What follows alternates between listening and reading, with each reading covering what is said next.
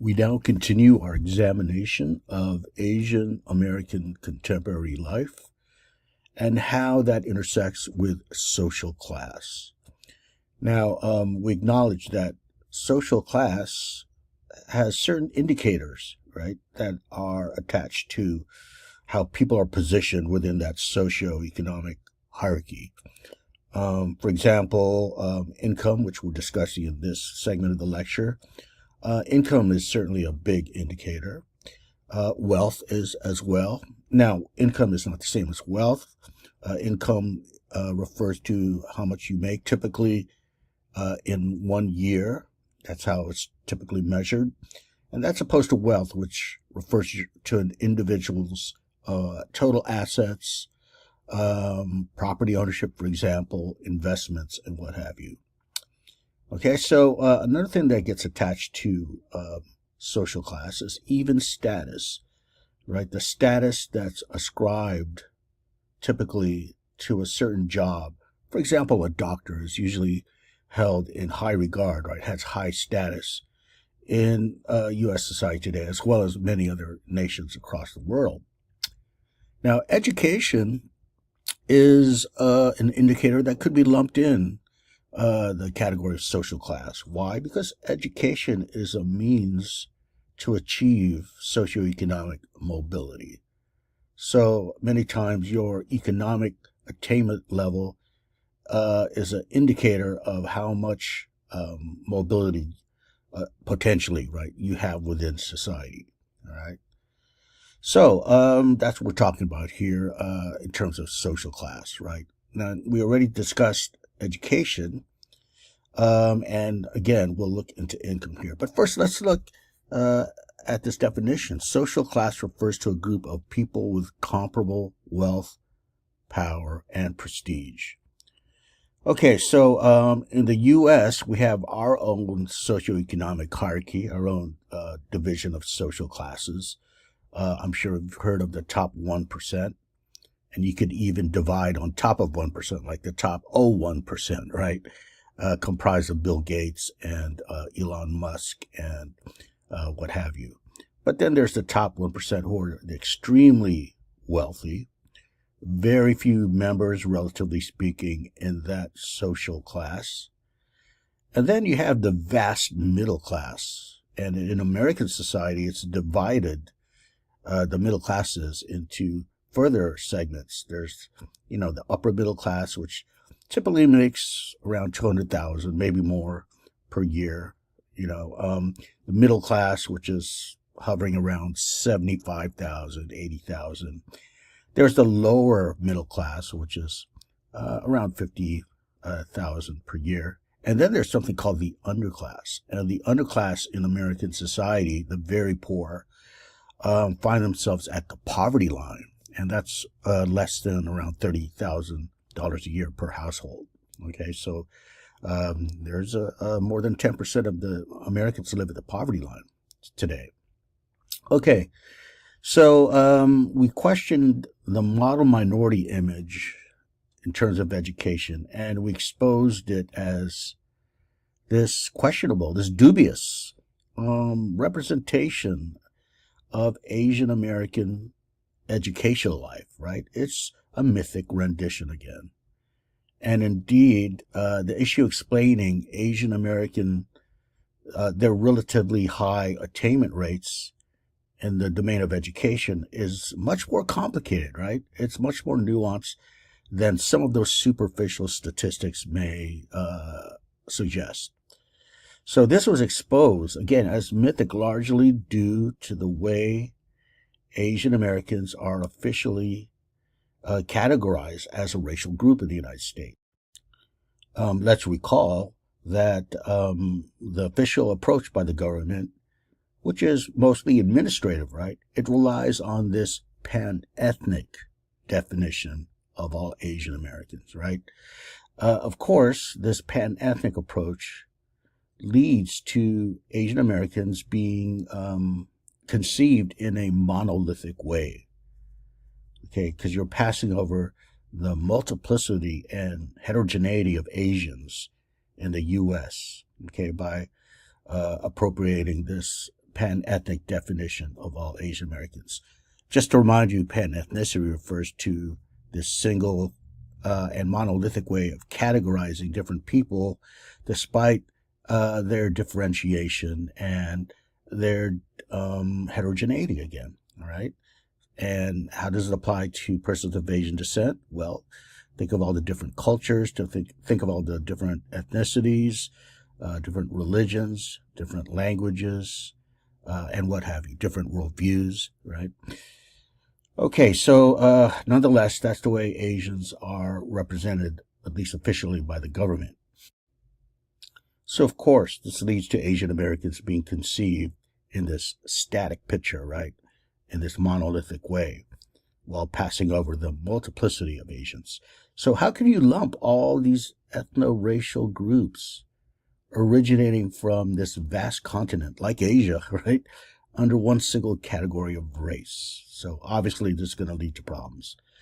Now, we also noted this, how the post-1965, right, the 1965 Immigration Act, and therefore we're talking about more contemporary immigration, more or less, how the analysis of such migrant groups broke away from that older analytic framework used to study migration or immigration to the United States. And let's remember the name of that particular traditional way was called the assimilationist model, right? And one article of faith that those who peered through the lens of the assimilationist model, they assumed that, differences in race and nationality matter less as immigrants become more assimilated, especially through the generations. They start abandoning or losing their original ties to their home countries and home cultures. And through the process of assimilation, they become more quote unquote American. And we saw that, when it comes to Asians and post-65 immigration in general, this has to be replaced by a different way of looking at the immigrant lives, right? No longer should we use the assimilationist model, So, we continue to see how race intersects with social class and specifically focus on work here. And one's profession, one's job, plus your income level, right, it likely is the most obvious indicator of success. It shapes one's social location in society, right? Some argue that economics actually factors more than race and gender, right? That is to say, your occupation plus income level, right? It matters more than other factors. Example, if you have occupation with attached prestige combined with an income that's, quite large, commensurate with that occupation, right? Therefore, you're able to acquire wealth and asset accumulation. And then you're seen as an exemplar of upward mobility regardless of your race or gender, right? Okay, in other words, social class is more than one's economic level. Social class involves power, as mentioned here, right? Power and prestige. So here are some statistics in terms of the median household income broken down by race, and this is from 2023. And median, by the way, median household, that is different from, of course, individual income. So household income refers to all income earners within a single household. Typically, but not always the case, let's say the husband and wife working, right? Okay, so in 2023, the median income average stood at $80,610, regardless of race. But when you break it down to race, Asian Americans are seen here at $112,800.